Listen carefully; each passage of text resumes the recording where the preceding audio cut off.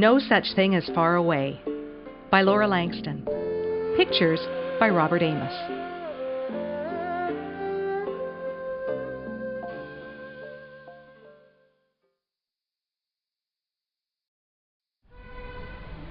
For as long as Michael could remember, his mother sold jars and lamps and rings and things from a tiny store at the edge of Chinatown. They lived upstairs over the shop, in a room with long, thin windows that let in the spicy smells of the pot stickers and chicken in snow from the restaurant across the street.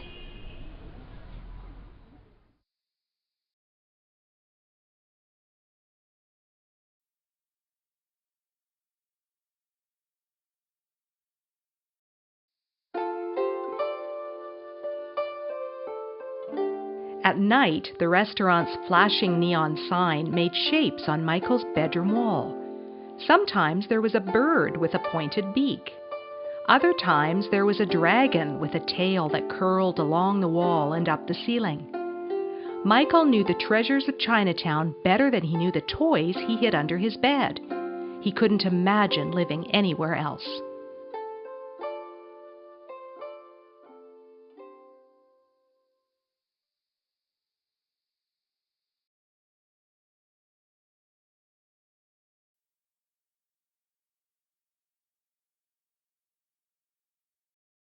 "Just stay in Chinatown," his mother would say every morning as she turned the sign in the shop window from closed to open. But Michael would be out the door before she could finish. Of course he would stay in Chinatown. There was nowhere else he'd rather be.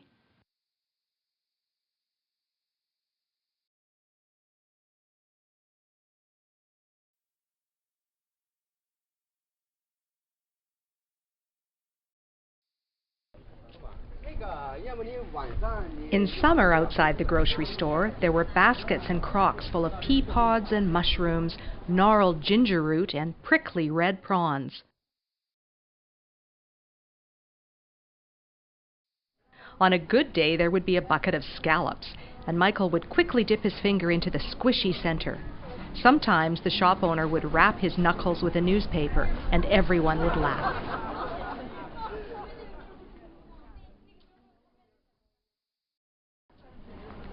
Around the corner from the grocery store was Fan Tan Alley, Michael's favorite place in all of Chinatown.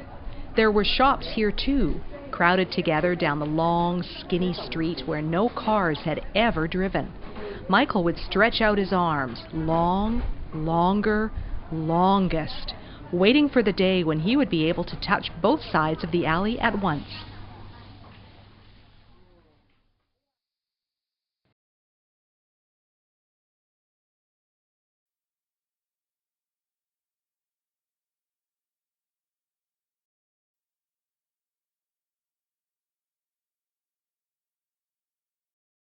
In summer, Michael would go into the little store where Grandpa Doc was straightening his jars of herbs and boxes of powders. Michael would sit on a high stool and sniff the air. The smells of star anise, ginger, and sweet licorice mingled with the conversation as Grandpa Doc handed out his medicine or talked about the old country. Once Michael asked Grandpa Doc how he could be happy when he was so far away from the China he loved. "There's no such thing as far away," Grandpa Doc said, "when you carry a place with you." Grandpa Doc laughed at Michael's frown. "In here," the old man explained, lifting both hands to his heart.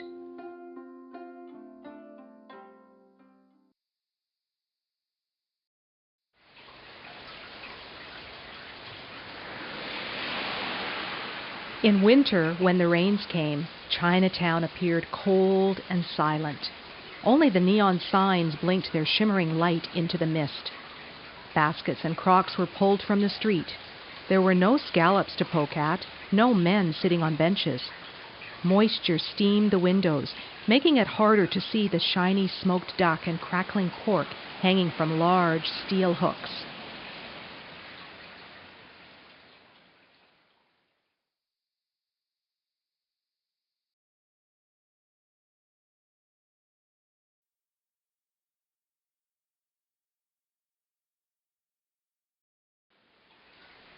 In winter, Michael would spend his time in the Chinatown no one else saw.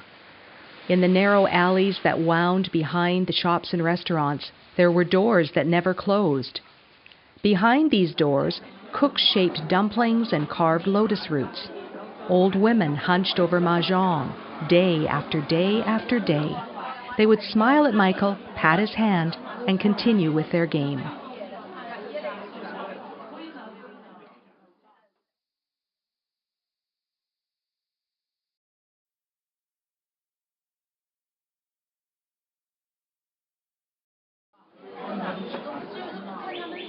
Weekends were best. That's when Grandpa Doc would take Michael for the weekly dim sum feast. Up steep stairs they would climb to a restaurant above the street, where baskets of food were served by friendly women pushing trolleys. On a good day, Michael would get a window seat, and with his finger he'd trace dragons and birds out of the steam on the glass.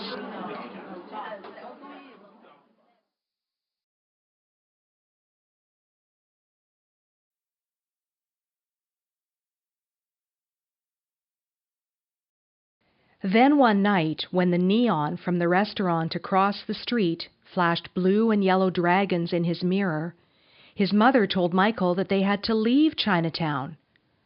"I have found a new place for us to live," she said. "A bigger shop close to your new school." He stared at the dragon in the mirror. "But I've lived here forever," he whispered sadly. "I can't leave now." His mother gave him a hug, brushed the hair out of his eyes, and tucked him into bed. "Think of the fun you'll have meeting new friends and finding a new home for all your toys," she whispered back.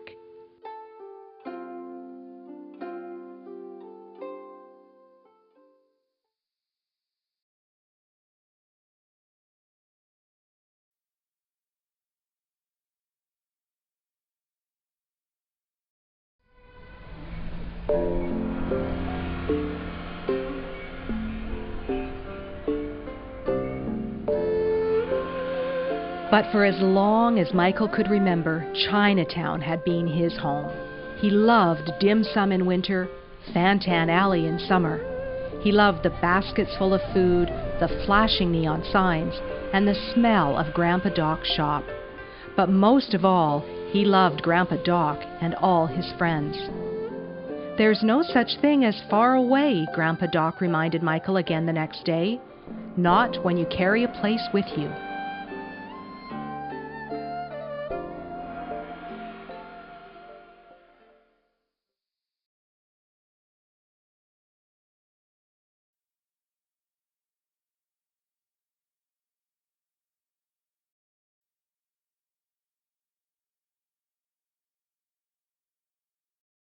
Michael and his mother left Chinatown on Wednesday, and just about everyone came to say goodbye. There was the man from the grocery store, the old women who played mahjong, and Grandpa Doc and all his friends. "I will come for you on Saturday," Grandpa Doc told Michael as the movers loaded the van. "We will ride the bus back to Chinatown for dim sum." Michael just nodded. He would prefer to stay in Chinatown. There was nowhere else he'd rather be. But Michael lived on another street now, far away from Chinatown, in a room waiting to be filled with his books and pictures and clothes. There had been no time to hide his favorite toys under the bed or to hang the brand new curtains at the window. When Michael went to bed that first night in his new house, he was awake for a long time. So long that the sun turned his bedroom walls gold, then pink, then red, then brown. So long that as it got dark, the street lights in his neighborhood also made shapes on Michael's wall. There were no birds or dragons like there were in Chinatown, but there was a spaceship, a tiger, and even a flying jellyfish. And just before Michael fell asleep, the very last shape he saw was a bus.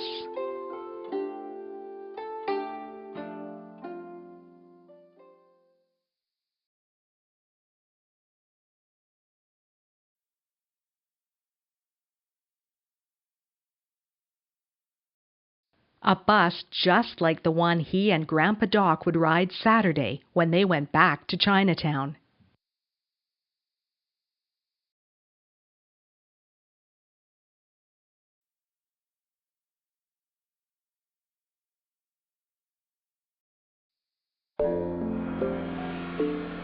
And Saturday was only 2 days away.